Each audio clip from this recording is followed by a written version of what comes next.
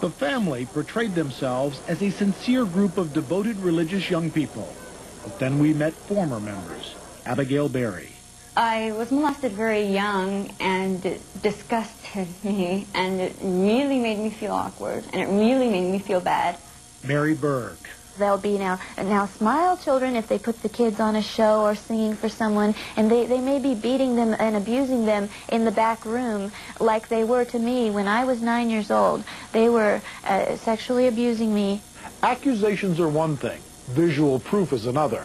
We have acquired hours of videotape from a disaffected family member. The family claims these tapes were stolen. The tapes are very explicit sexually. We have had to edit them carefully for this report. The tapes bear witness to what Abigail and Mary were talking about. Child abuse, child sex, and using adult female members of the Children of God as sexual lures to get converts.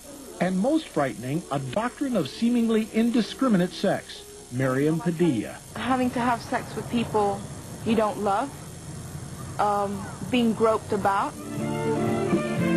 We're having to, do videos of naked dancing and stuff like that.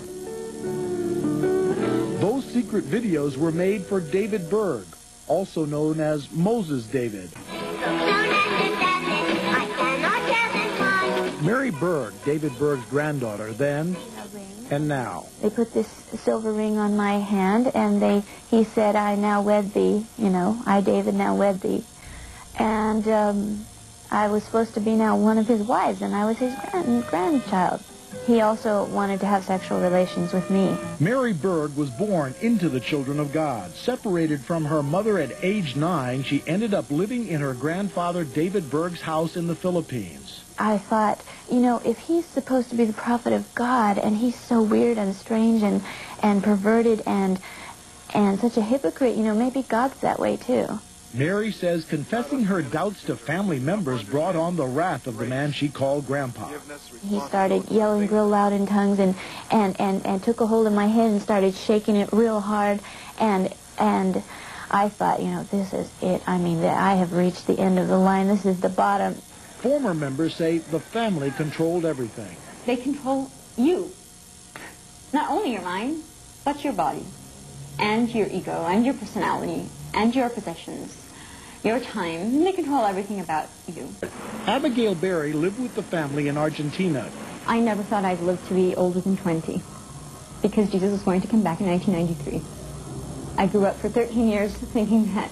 She says that she was sexually molested from the time she was 7, and that the family letter in 1987 banning child-adult sex did not stop the practice. After the letter came out in mid-1987, I know that another girl continued to be seriously abused sexually, and I was molested by one of the shepherds in a home where I lived in 1988 when I was 15 years old. She escaped the family in 1991.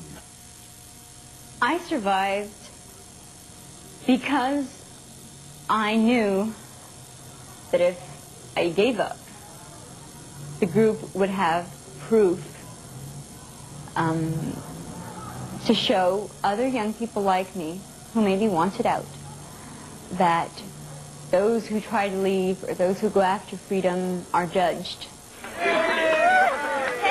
And in California, Mary Berg, now 21 years old, has rescued her life and is starting over.